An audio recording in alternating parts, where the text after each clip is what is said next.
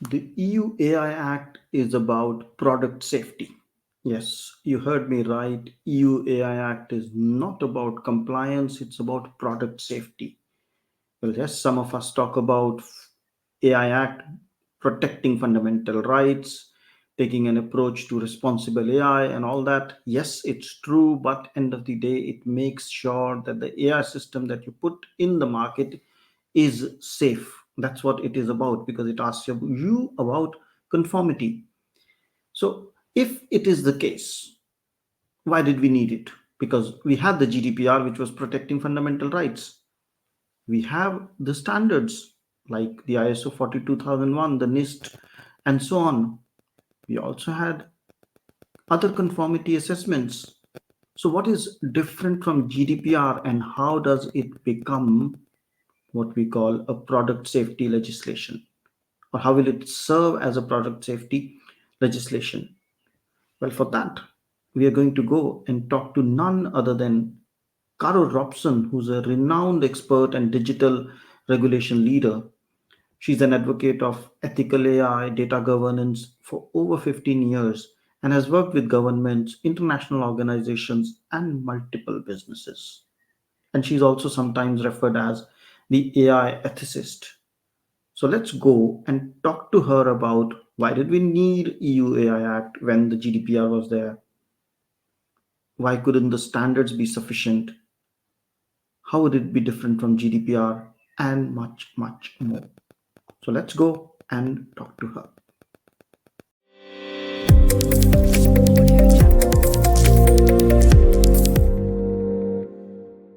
Hello, and welcome to the Fit for Privacy podcast with Punit Bhatia. This is the podcast for those who care about their privacy. Here, your host, Punit Bhatia, has conversations with industry leaders about their perspectives, ideas, and opinions relating to privacy, data protection, and related matters. Be aware that the views and opinions expressed in this podcast are not legal advice. Let us get started.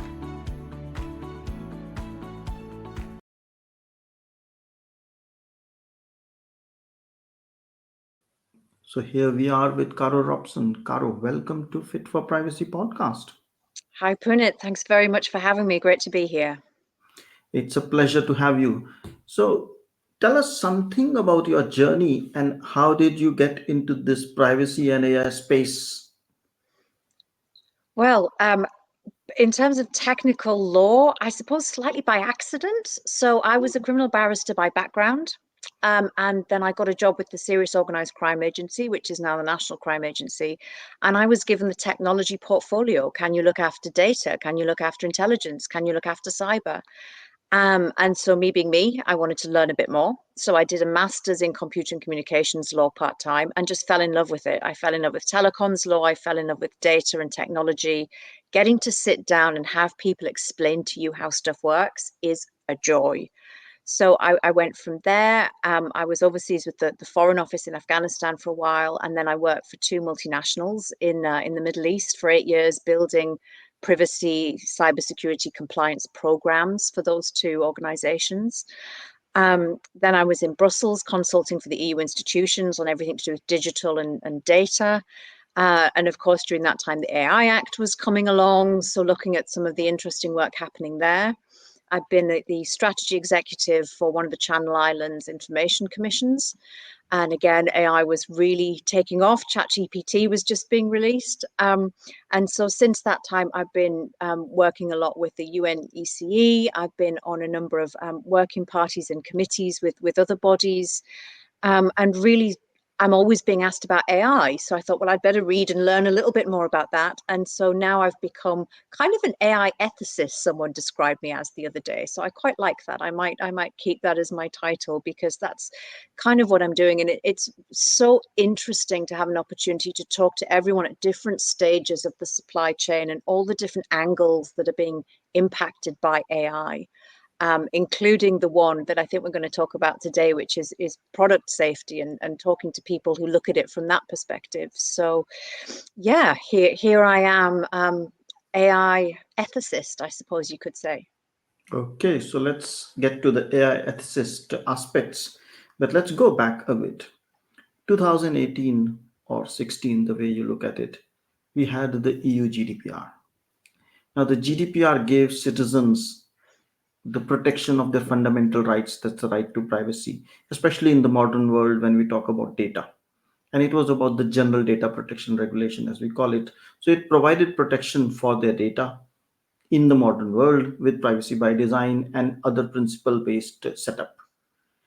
Now, we had that, and there is a set of proponents amongst us who say, well, that by itself is capable of managing, handling, protecting anything on data. And that includes the AI systems. While, of course, we need to define what is an AI system, but they believe anything, including AI or futuristic systems, Mm. can be taken care of. And then all of a sudden, or not all of a sudden, about 3 years it took, we have this EU AI Act, which is being interpreted in very different ways.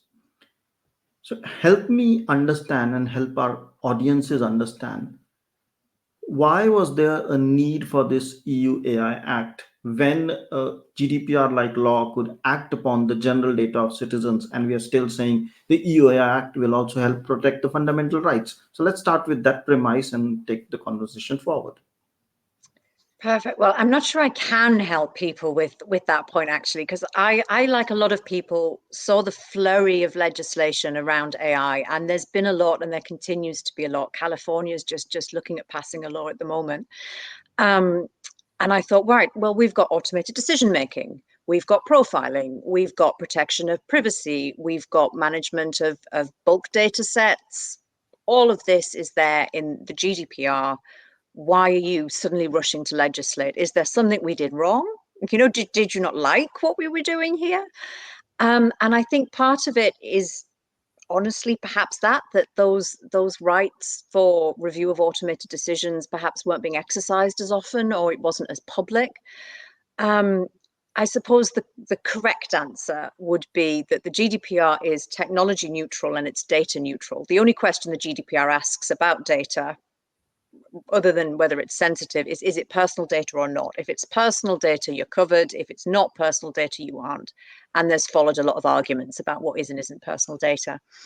With AI, I think the legislation in the EU started out very much with that in mind, protecting fundamental rights, slightly broader set of rights than the GDPR. So if you look at the harms that it's protecting about, in the opening section, it's protecting economic harms and social harms. It's protecting innovation. It's protecting the free market. The GDPR has a bit of that, but it's a much broader set of rights and responsibilities. And it started, I think, with that approach, and it looked at the end use of AI systems. So how will this thing be used? What will the impact be on people? And hence you have that lovely pyramid we keep seeing of the different levels of what level of risk it is, how is it being used, how does this impact people? And I think during the debates, and this was done in record time for the EU, but during the cycle of this, it became clear that generative AI, and particularly general purpose AI systems or foundation models, were changing this, because now you have a supply chain. Now you don't just have someone develops, builds, and uses something. Now you have a company, possibly in California, who does their work to build a system, could be used for anything, that goes to a product manufacturer who puts that in their product, that then goes to someone else who might then sell it onto a business who then uses it for a particular purpose. And so this, I think, shifted the debate. And at the same time, we had all of the I don't want to say hysteria, but let's say hysteria. Let's use a good word. The hysteria around humanity is going to be wiped out. This is going to be the end. It's Skynet. It's the singularity. It's whatever 1980s movie reference you want to put in. And so the dialogue shifted from this is about fairness and this is about ethics to now this is about safety. Yeah. And I think there the approach shifted from being, this is fundamental rights legislation. Have you thought about the people who will be affected by what you're doing? To, we need to make sure this technology is safe and the products using this technology are safe. And I think what that's done is meant the Act has progressed into much more product safety legislation than fundamental rights. It's kind of trying to do both. It's trying to do a lot of things, and it's leaning on its kind of fellow regulations and EU directives. It's without prejudice to many things, so it leans on others a lot. But it's trying to do both, but it is becoming much more product safety legislation. And that's very, very different. And I think that's something that maybe people don't appreciate. It is very, very different to have a product safety approach to having a fundamental rights approach. No, that makes sense because if you talk about fundamental rights, there's also an element of ethics and leaving it to the principles and the framework and accountability per se and transparency per se. And if you look at the product safety, it's very much this, have you done it? Have you done it? Is this conformant? And so on. And we do have what we call a conformity assessment as well. But before we go to the conformity assessment, staying with, we had GDPR and now we have this EU AI Act. But there were a lot of standards. There was the NIST standard, there's the ISO 42001, and then there is this OECD guidelines, and there is this UN framework for AI for humanity, and so on and so forth. Why a law? Why not the standard? That's also something that is worth delving into, no? I think so. So I think the EU felt pressure to legislate. And I think, so from a practical perspective, we do have lots and lots of standards. We have lots of standards with privacy. There are standards on privacy by design, but they don't have the force of law behind them. So what you can have is, oh, I'm ISO 27001 certified. That is a good indicator that I am compliant with technical and organizational measures, but it's not mandated that you have 27001. It's a good indicator that you've got a risk management system that is in compliance with standards on risk management, whether they are from NIST or IEEE or ISO or whichever standards body, but it's not mandated that this is the specific one that you need to use. And I think as the Act kind of evolved and as the EU, I think there was a push for the Brussels effect. I think there was a push for we want to get that legislation out there first. But I think as it evolved, it became about, okay, we want to specify what the standards are. Given how rapidly this technology is developing, we want to write clear technical standards. We want to have the right to update those standards. We want to make sure they're right for Europe, and we want them to have the force of law behind them. And I think that's the difference. These standards will be not cited in the Act, but compliance with them will become almost mandatory. Some form of conformity assessment is mandatory. Marks will be mandatory. Conformity marking will be mandatory. But the standards themselves will therefore, I think, take on a much more prescriptive legislative force than the existing standards and frameworks that we have for AI. So that makes sense. The standard by itself is there, and you have many standards you can pick and choose, but nobody can mandatorily ask you, are you compliant with ISO 42001, for example? And having a law saying EU AI Act with these standards, these guidelines, how do you conform? And if you then say, I'm using ISO 42001 or the NIST framework to get to manage the AI risk, and this is how I'm managing risk. But then, because of the law, you need to demonstrate what we call the conformity to the law or the requirements. But then there's another aspect in terms of still staying with GDPR and not leaving it saying, because it will continue to apply. It continues. The GDPR lives on. It lives on. Yeah, Yeah. it's add on. And but there has also been this approach saying, how will regulatory bodies manage it? Will we are going to have an AI office at EU level? Will there be different authorities? Even in the organizations, will the privacy office manage AI, or there will be an AI office? How will the collaboration be? How will be the segregation be? And we also talk about in terms of enforcement, saying there are opinions about that enforcement in GDPR, but we also have the Mm. Brussels effect or the GDPR effect, as we call it, because about 140 countries adopted a GDPR like law, calling it in their own name. or calling it with their own, and sometimes creating complexity because of that rather than adopting as is. So there was this Brussels effect. Do you see similar thing because of the EU Act, or would it go differently? I think in terms of regulation, so at present, so in the UK, for example, and the Act won't apply here directly because we've somewhat left the EU. But in the UK, we've got the Digital Regulators Cooperation Forum, and the government policy here is there are 4 regulators who will share responsibility, and that will be the Information Commissioner's Office, it'll be the Competition and Markets Authority, the FCA, the Financial Conduct Authority, and it will be Ofcom, which is our kind of telecommunications and media standards body. Mm-hmm. What I think will be different under the AI Act is, and it talks about it, and I'm going to glance down at my notes to make sure I get the correct section, but it talks around it in Article 28 and 31 and 32, that section where it talks about national bodies. The presumption, I think, is that these will be conformity assessment bodies, market surveillance bodies, bodies that can go out and have metrologists test technology against technical standards, because this will be a process of conformity assessment.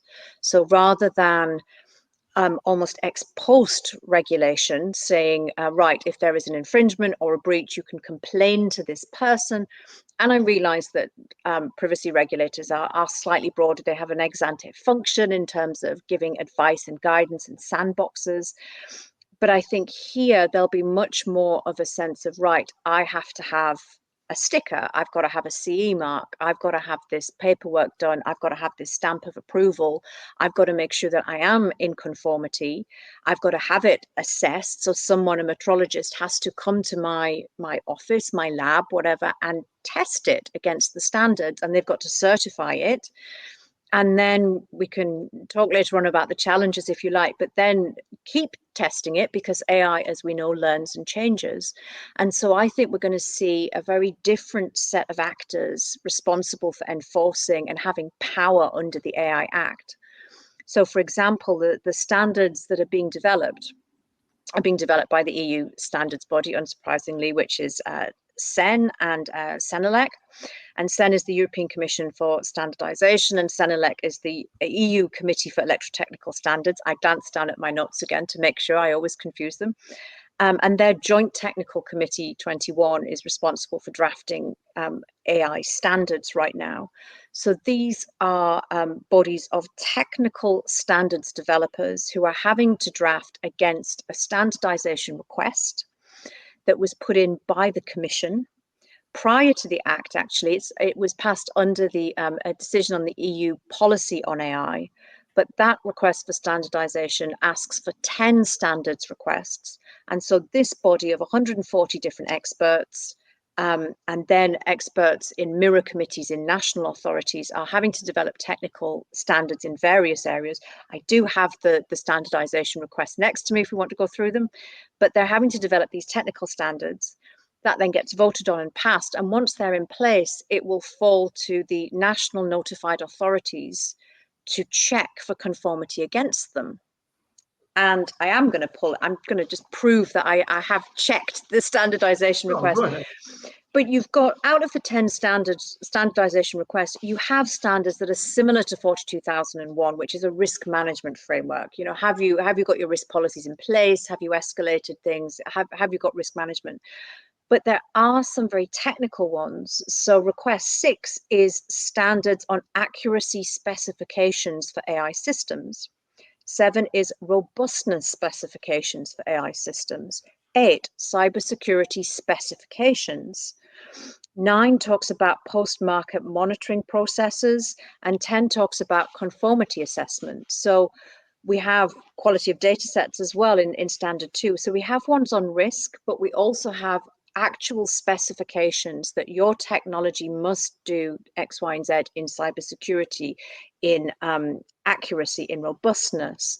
And the language of post-market monitoring, market surveillance, conformity checking is really, I think, aimed at product safety institutes. So the British Standards Authority here, the British Standards Institute here passes standards, and then they're checked by the physical laboratory here.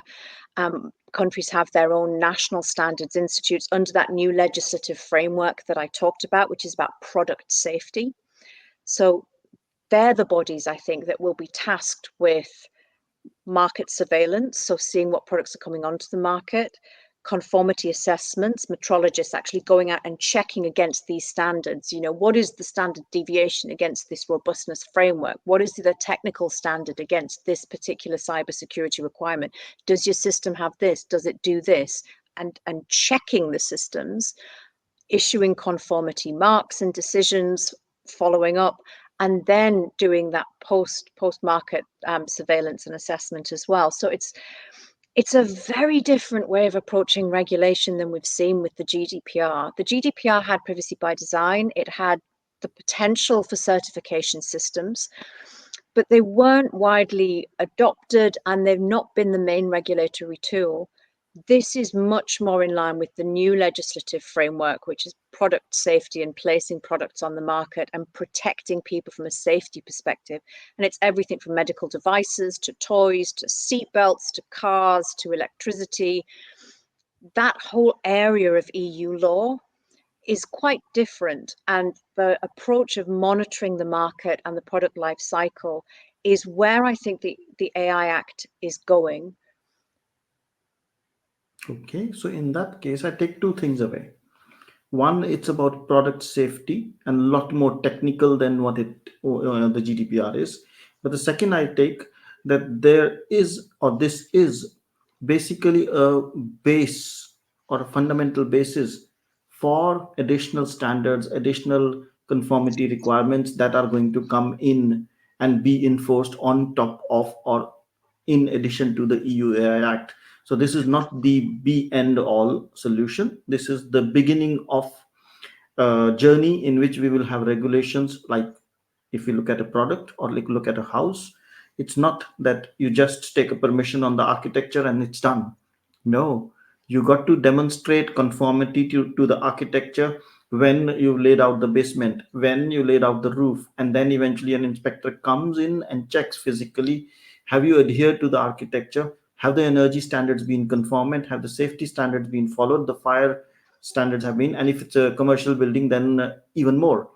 And here we are talking about a virtual product which can't be touched, can't be felt.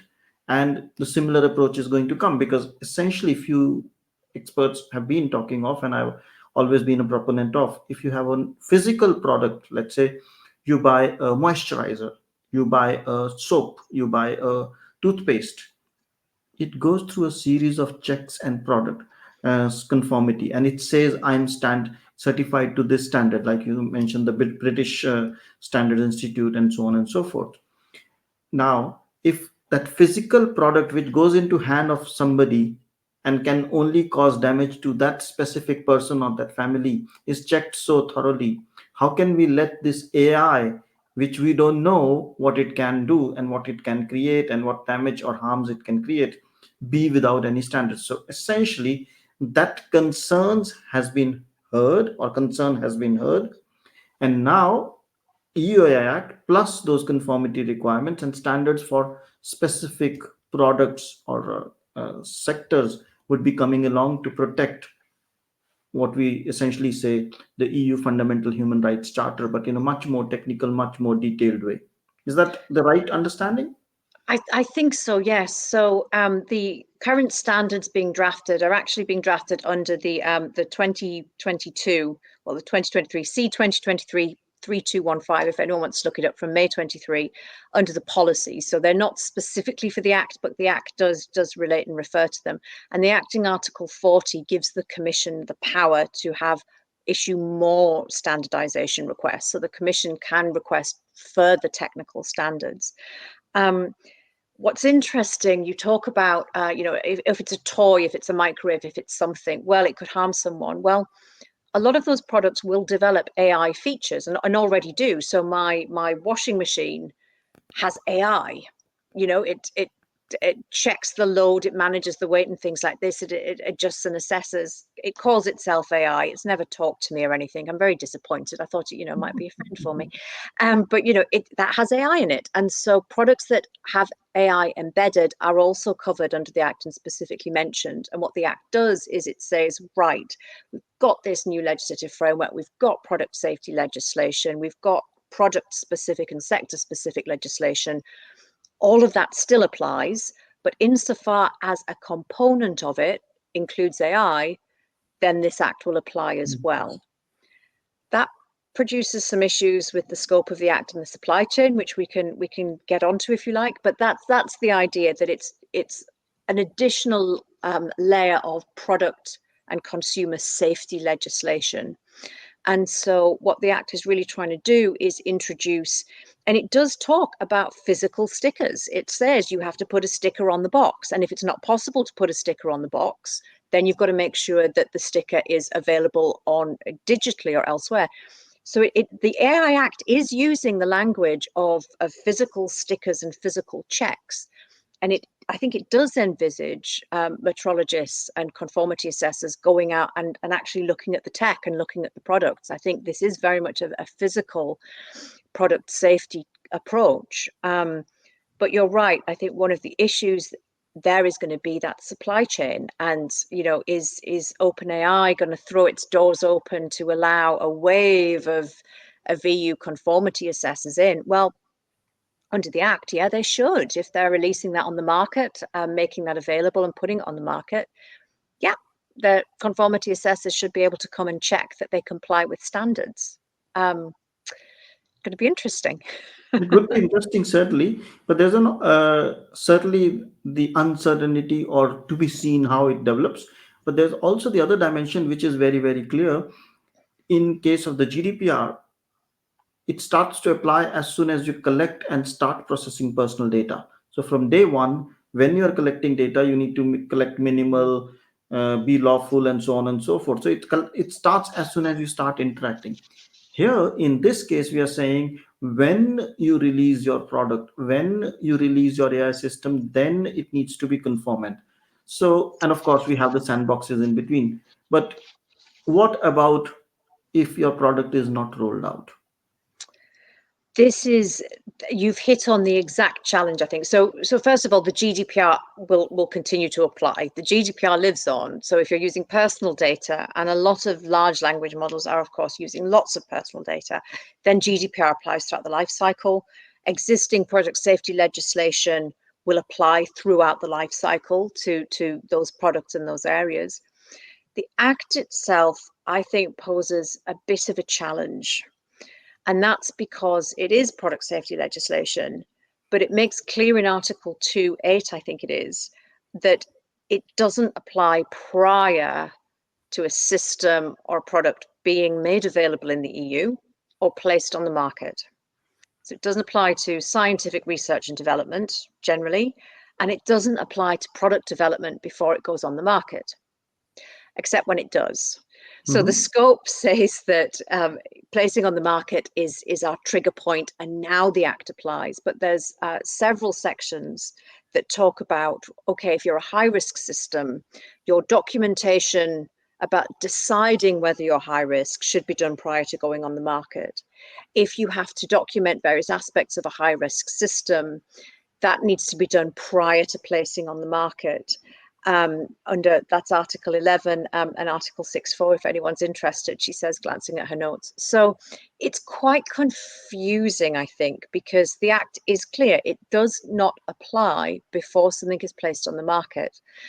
And I think from what I've heard from my spies in the drafting world, from people coming up with these standards, it's a big problem because product safety is about the whole life cycle. It's about the conception, the design, the development. If you do agile or sprint, however it is, it's about embedding in that process product safety standards so that when you get to actual manufacturing, refining, checking, changing, when it finally goes in its shiny, shiny box onto the market, a ton of work has been done and checks have been done and various stages have had to conform to different standards.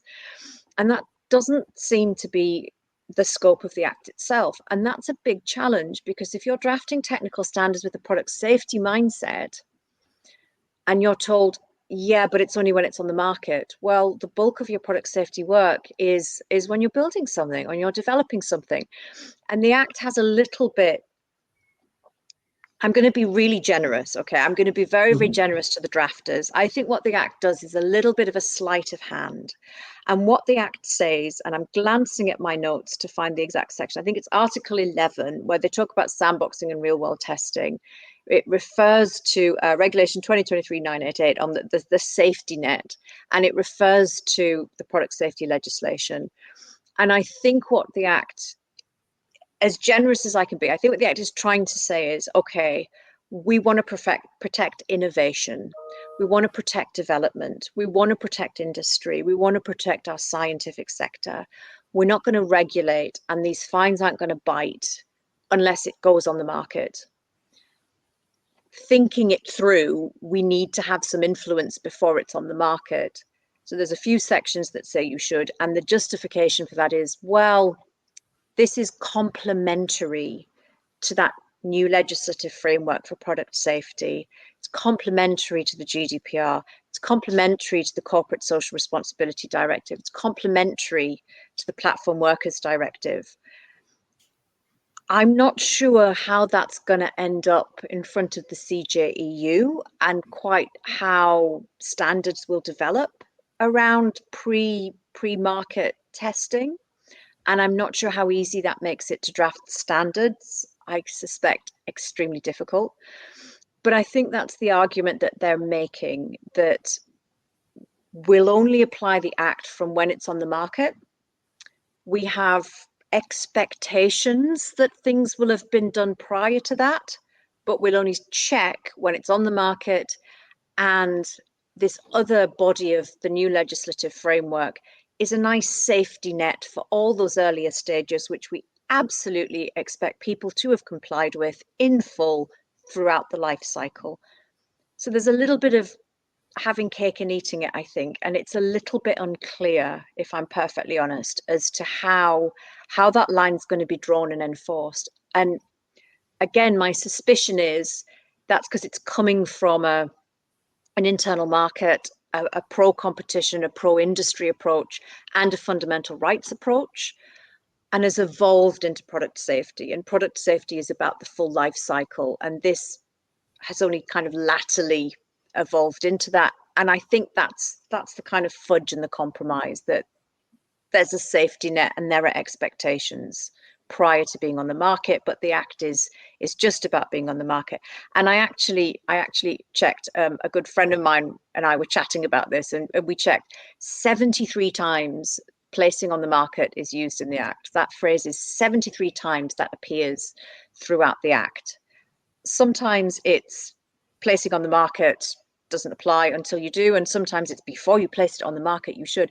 So I haven't done a statistical breakdown of the percentages of that, but it's a key phrase throughout the Act, and I think it's going to be one of the trickier aspects of enforcement and compliance, because it doesn't apply technically until things are placed on the market. That's difficult when you're trying to regulate how things are developed prior to being placed on the market. That would be interesting indeed, because there are two ways of looking at it. You cannot, as you say, it's well thought through, that you cannot penalize a group of scientists or innovators or researchers who are just looking at an idea and developing it, while, of course, that idea or that ideation or sandboxing is certainly protected through GDPR and other laws which protect fundamentally the processing of data. So it can be looked at in both ways. One, it's a positive thing, because no company would like to be penalized when the product is undercooked, while they do need to comply with the GDPRs and the others. So that's the positive side. And on the other hand, it's also a challenge that if it's not applied in the product life cycle, how will you ensure that in the end it's conformant? But then there can be an argument, and that's my reaction to when you mentioned that it would be a challenge. I'd say it would be a bonus, because it would be highly impossible, because in software world we say if you have some requirements about safety design or something, you need to have them incorporated when you're listing the requirements, because you cannot say Yeah. now I'm testing it, and when I'm testing it, I want to change the requirements, because you test against the requirements you defined originally.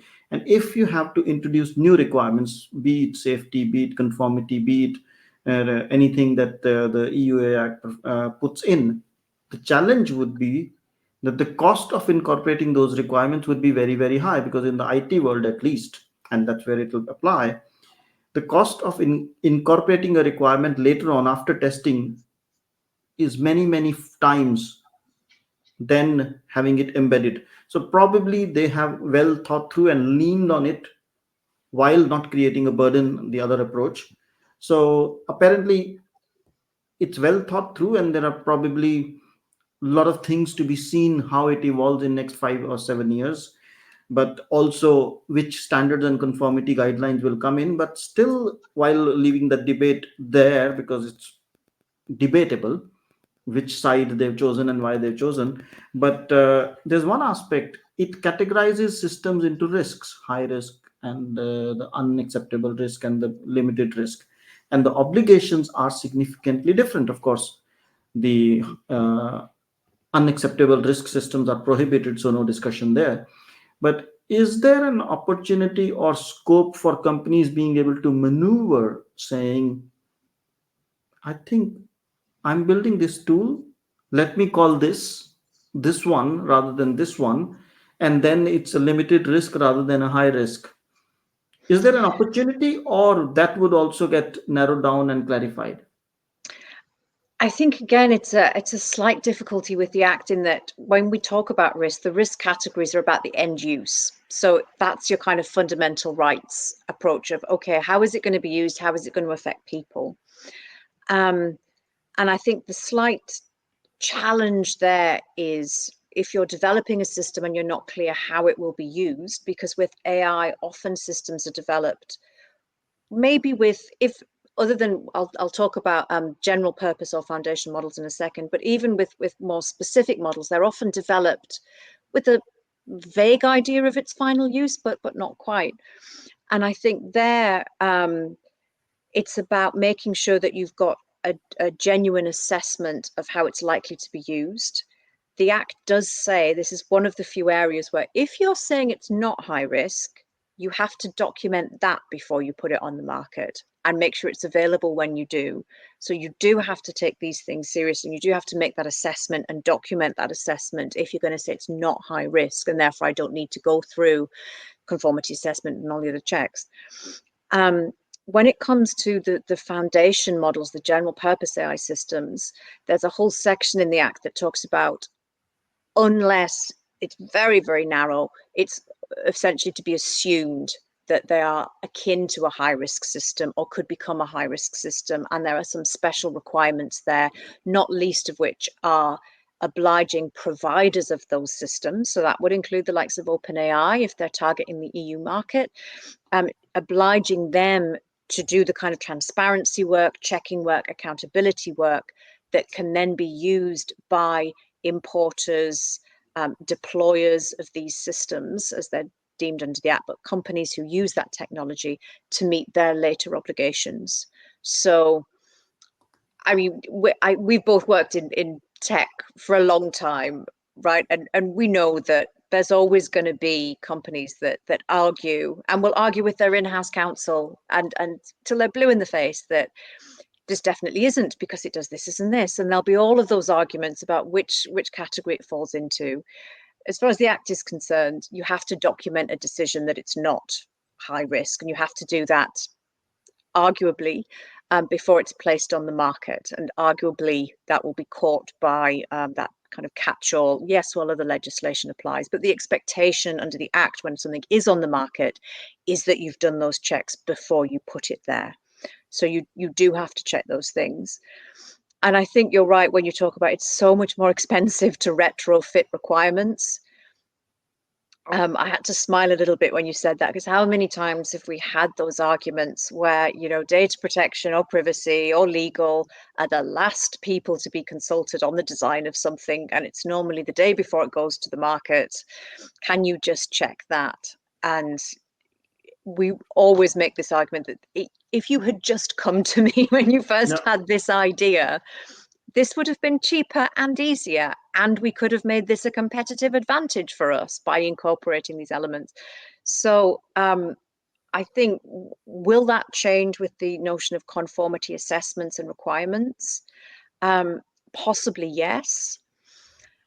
My suspicion, this is a slight drift of topic, but my suspicion is it will be about corporate culture. So I've worked in aviation, I've worked in payments and fintech, I've worked for governments, I've worked with the military, I've worked with law enforcement.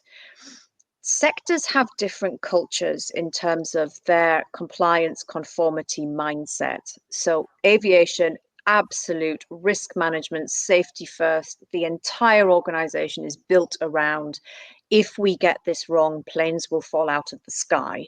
And everything is about meet the standard, do the checks, manage the risk, evaluate it.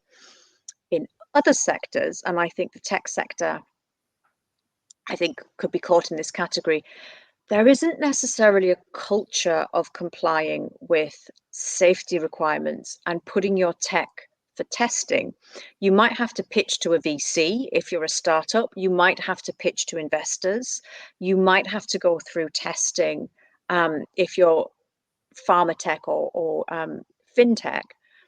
But there isn't a culture, I don't think, of, okay, this is how my industry works. This is how I have to develop things in this industry. I have to prove everything I do. I have to be transparent. I've got to document. I've got to be certified. It's got to be explainable, testable, repeatable. I think different industries have different cultures on that. And I suspect some industries, therefore, will cope a little better with the requirements under the AI Act, because they'll already have the culture, the personnel, the processes, the mentality and the organizational focus on complying with these kind of requirements and opening the doors and letting the assessors come in and check things. So I think it will be interesting. I want to be there when the conformity assessors with their briefcases and their boxes rock up to OpenAI. I think it's going to be interesting. If you've seen, I don't know if you've watched The Dropout, which is a dramatization of Theranos, Elizabeth Holmes' startup, which grew very quickly and was a bit of a scandal, blood testing from just a drop and nothing quite worked. And she constantly at the end laments the fact and gets angry about the fact that because she's working in pharma, all these people are allowed to come in and check her labs and tell her what to do. And tech companies do not have this kind of regulation. This is not fair. And I say that because it's just an example of the different mindsets that, yeah, you're in pharma. Pharma is used to working like this. Labs are inspected. Things are calibrated, things are checked, your tech is conformity assessed, and tech companies aren't. And I wonder how well that's going to play out with some of the bigger tech companies where this product safety approach now starts to be introduced. I wonder if it is going to be a bit similar, to circle back to the GDPR, that kind of shift in, okay, right, we've got to get ready. We need systems and we need processes and we need a mindset shift. It's going to be interesting to see. It would certainly be interesting to see. And I think one of the things that I take away from this conversation is certainly there's a shift in terms of from fundamental rights to product safety, shift in terms of leaving it open to making it very precise, shift in terms of uh, you can do what you want to do till you put it in the market, but when you put it in the market, this must be aligned, this must be conformant to the way it is.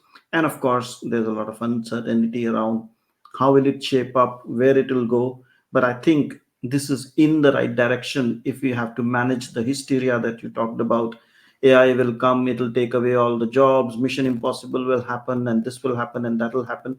If we have to protect that, there's no other way but to regulate. And this is a step in that direction, I would say. Any final message you want to add? No, I think you're quite right. This is a step in the right direction. I think it remains to be seen how well the standardization process will play out. I hear, and people have talked about this publicly, that there's a lot of debate about, no, you can't reopen the AI Act. It is what it is. Just let's get this done. And I think there are healthy debates going on in terms of the standards as to the content of them, and they'll be interesting to see. April next year is the final deadline, but they have a lot of hurdles to pass. They have to be drafted and checked and then voted on and then published in the official journals. So they're going to be very interesting to see. And I think it is going to be interesting if they can come up with really technical standards that really check and manage, that can be used across various AI systems, because the technology is changing very rapidly. And I think whether we end up with a really strict product safety approach, or whether we have slightly higher level standards and we fall back into fundamental rights, I don't know. But certainly the Act itself is set up to be a very different beast to the GDPR. Fundamental rights are, forgive the pun, fundamentally different to product safety in terms of legislative approach. And I think that's my one takeaway, that this is different. This is product safety. It's a different mindset. Just bear that in mind when you read the Act and you look at your AI compliance. Okay, that's perfectly fine, and I like that way. So the question, if someone wants to contact you based on this conversation, what's the best way? You can reach out to me on LinkedIn, or you can email me, caro@carorobson.com, and I would be very happy to get in touch. I consult on these issues. I talk about these issues a lot. I'm really passionate about AI and all the various aspects of it. This is just one of them. But you can contact me via LinkedIn or caro@carorobson.com. I'd love to talk more, because I'm very passionate about this and I spend a lot of time speaking about it, as you can probably tell. And for anyone who's sat through me talking now, I'm very grateful, because I talk a lot. No, you do talk, but you do talk sensible and you provide a lot of insight. And with that, I would say thank you so much, Caro, for sharing your insight, your wisdom, your knowledge, and your predictions. Thank you so much, Punit. It's been an absolute pleasure. And I hope with your Mission Impossible reference, this podcast won't self-destruct in 2 minutes. So thank you. It's been wonderful. Really enjoyed it. Thank you. Thank you.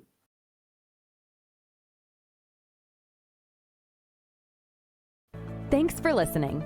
If you liked the show, feel free to share it with a friend and write a review. If you have already done so, thank you so much. And if you did not like the show, don't bother and forget about it. Take care and stay safe. Fit for Privacy helps you to create a culture of privacy and manage risks by creating, defining, and implementing a privacy strategy that includes delivering scenario-based training for your staff. We also help those who are looking to get certified in CIPPE, CIPM, and CIPT through on-demand courses that help you prepare and practice for certification exam. Want to know more? Visit www.fit4privacy.com. That's www.fit4privacy.com. If you have questions or suggestions, drop an email at hello@fit4privacy.com. Until next time, goodbye.